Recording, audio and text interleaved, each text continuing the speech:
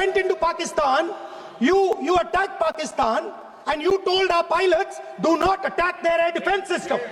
23rd is the time when next day itself, we all sat down. And this is the first time which RM has also said, I think enough is enough. And all the three chiefs were very clear, something has to be done. Meaning you told our pilots, go and attack and face the air defense system of Pakistan. Meaning you tied their hands behind their back. Free hand was given, of course, that you decide what is to be done. And that is the kind of a confidence with the political directions and political clarity for the first time we saw. And that's what made a difference, because we want to do a lot, but that kind of hand holding and kind of free, no terms of restrictions, if I can say that. And that is what kind of raises up your morale. And that is how it helped our army commanders or commander-in-chiefs on ground. If you had listened to me here, you would not have lost those 5 planes. We have indication of at least one AEWNC in that AEWC hangar and a few F-16s which were under maintenance there. We have at least 5 fighters confirmed kills and 1 large aircraft. You went into Pakistan, you attacked Pakistan, and you told our pilots, do not attack their air defense system.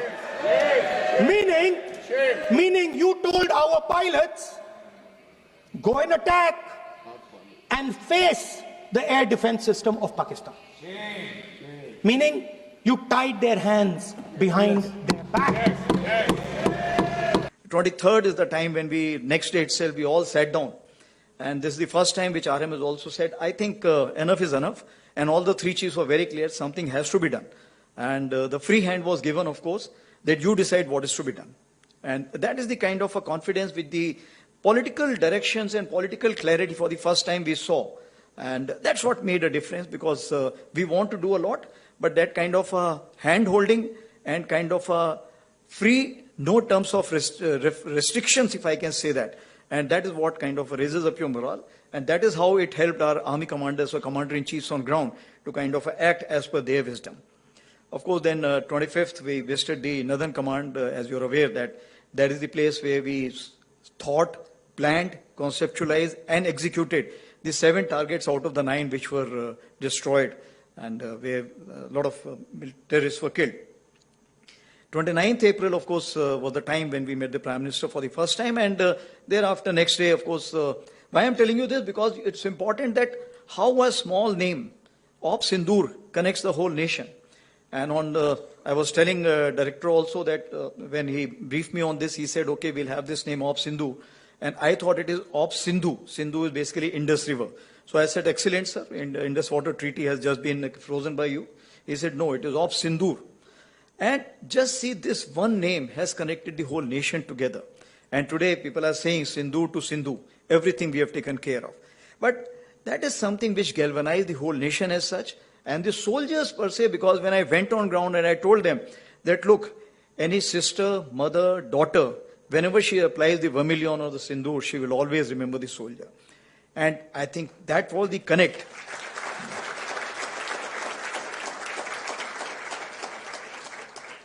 And I think that was the connect which they brought the whole nation together for one cause. And that is the reason I think the whole nation was saying, why have you stopped? I think that's the question which was being asked. But of course, that has been amply answered by. So the strategic clarity was in dime. That is diplomatic, information, military and economic. And that's why you see that the IWT was frozen.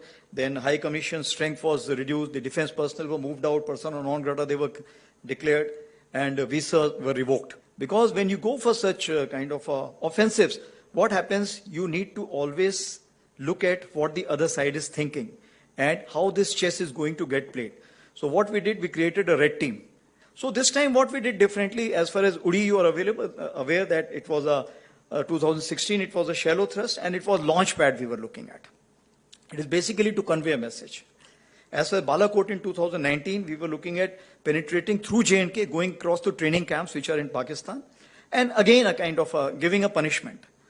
But this time I think that is Pahalgam 25, it was wide and deep where we hit the heartland. This was the first time we hit the heartland. And of course, our target was the nursery and the masters. And like I told you, and this has never been done, and even Pakistan was not expecting that the heartland will be hit. And that's what came as a shocker to them.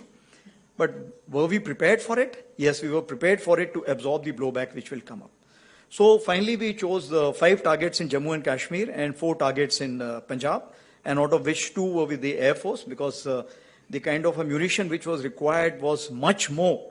And at such a long range, if you have to send it, then the options are either with the Army, Navy, Air Force, long-range weapons, or with the Air Force. So we decided to go with the Air Force, and it helped us because thereafter all the kind of, if I can say that the rebounds which were taking place or the blowbacks which were taking place, but what is important, it was a new normal. It was a new normal where our forces were always prepared for a conventional operations. So though we were trying last 1 year that what is gray zone and what is multi-domain operations, but people were still not ready for it.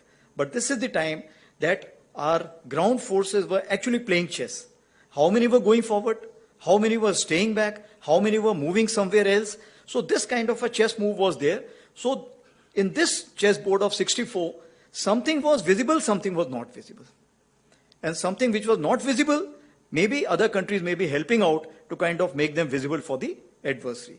If you don't believe me, 1 second. If you don't believe me, General Rahul Singh,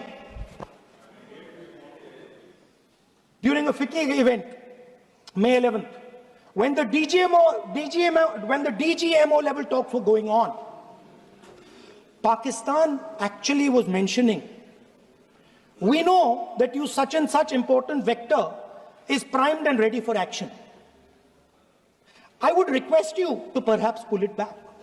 And he says, so it is very clear they were getting live battlefield inputs from China.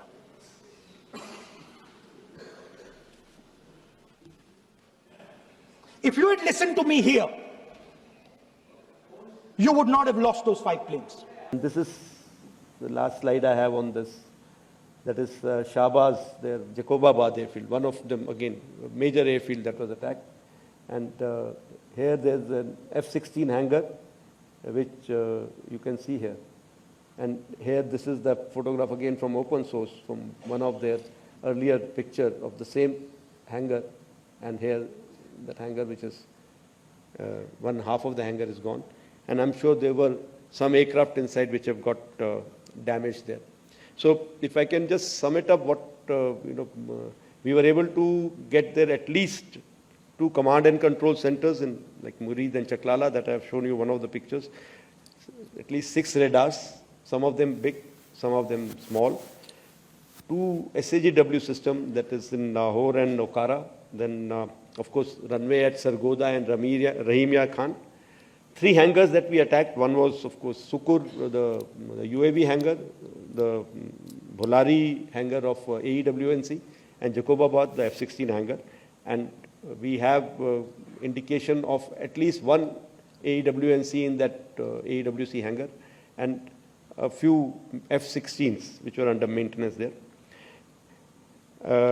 Apart from these, the SAGW systems, mostly from, I'm talking about fighter aircraft are from S-400. We have at least 5 fighters confirmed kills and 1 large aircraft or an AWNC aircraft, which was taken on at a distance of about 300 kilometers. This is the actually largest ever recorded surface-to-air kill that we can talk about. And apart from, of course, this, there are a large number of UAVs, drones. There are some of their missiles which have fallen in our territory. We have recovered a lot of wreckage from these, which now is being studied so that we can make out what did they do, where were they launched from, what route did they follow, what kind of system do they have, whether they have, what I mean to say, what generation those systems belong to, what all features do they have. So that study is going on, and it is going on even in coordination with DRDO. If required, we will also take some other industries' help for that.